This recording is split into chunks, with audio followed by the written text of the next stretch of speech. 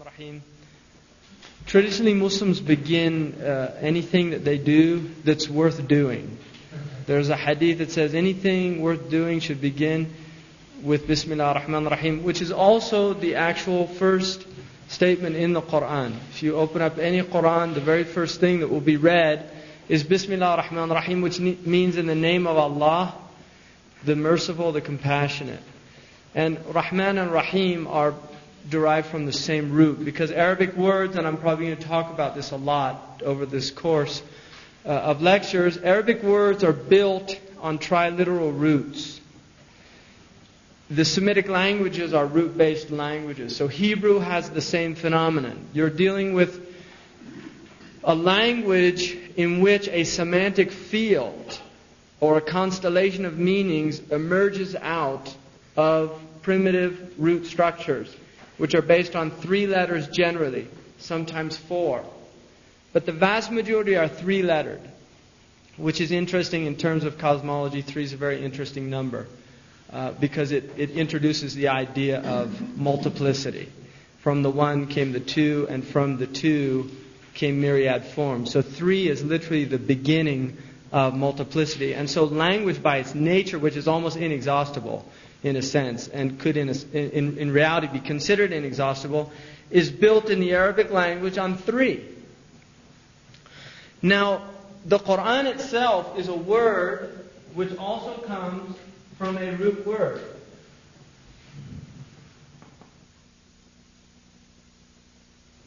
And there's some differences about it, but generally, in English it's written like this, and now becoming more popular like this. Generally, the root words here are qa, qaf, ra, and ya. And these are 3 Arabic letters.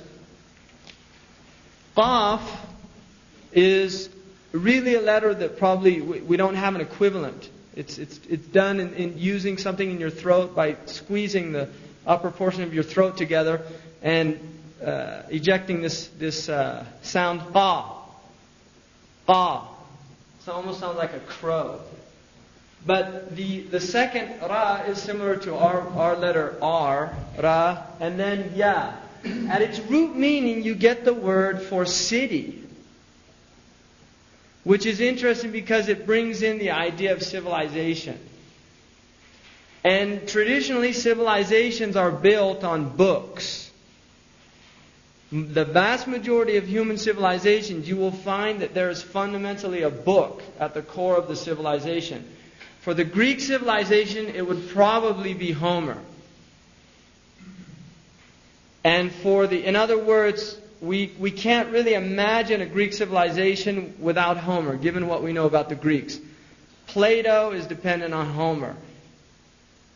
The playwrights are dependent on Homer. For the Hebrew people, it was certainly the Torah, or their Bible. And this will become the foundational book for the Western peoples, the European peoples. The Bible really becomes a foundational book, first in Greek and then in Latin, and ultimately for the English-speaking people, the King James Bible.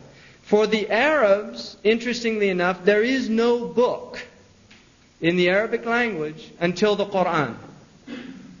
There's literally no book. They're an ancient people, and yet there is no book in the Arabic language until the Quran. Prior to that, the closest thing that you could consider literary was poetry that was done orally. And there were 7 odes that were quite popular that were hung in the Kaaba, in the house in Mecca, and were honored by the Arabs, the pre-Islamic Arabs, as being the quintessence of eloquence and of the Arabic art form of poetry.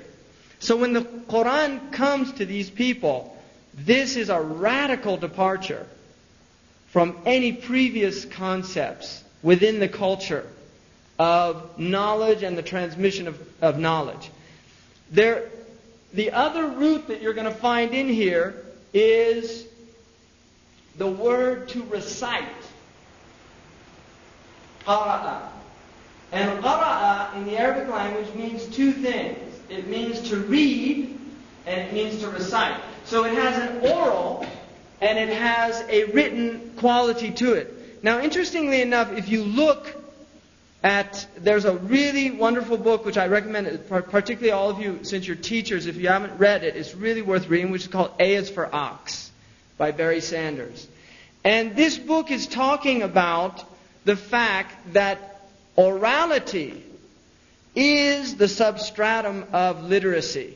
If you do not have an oral tradition, you cannot have a literate tradition. And one of his complaints is that our culture is losing its orality. The oral tradition in this culture is dying out because of television and other forms of media in which visualization and not orality becomes the dominant means of raising our children. So if you look at children for the first 5 years of their life, they are oral creatures. They're in the oral world. They're not literate.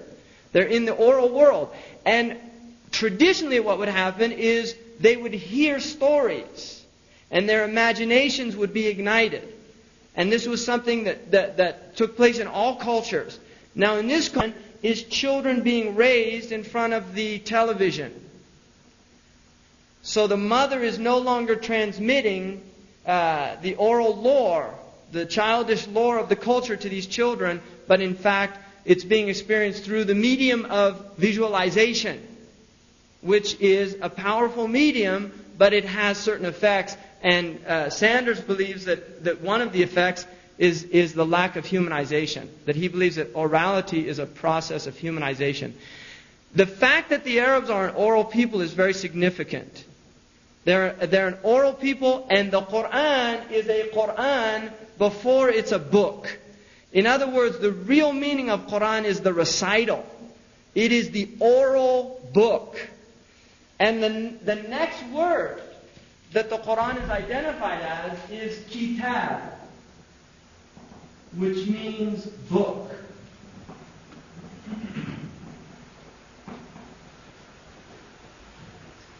And kataba, the root word, means to join together. It means to join together. So what happens with the Arabs is that in 570 of the Christian era, a boy is born in Mecca to a mother who his father dies prior to that, during her pregnancy, Amina.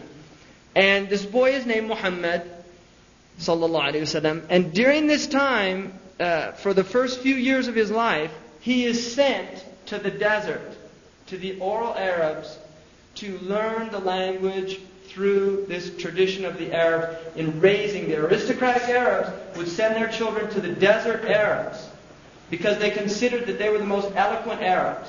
And they wanted the children to absorb the language within the first 5 years of their life, because they recognized that children that were raised amongst these people who spoke a very powerful Arabic would have also strong Arabic, even if they spent the later portion of their life in the city. And so during this time, for the first 40 years of this man's life, really from all, if we look at it just in terms of a human life, very little matters of significance occur in this man's life. By all intents and purposes, one would really say that had the Prophet not reached his 40th year, that he would have been known amongst his people perhaps for one thing only, which was that he was extremely trustworthy.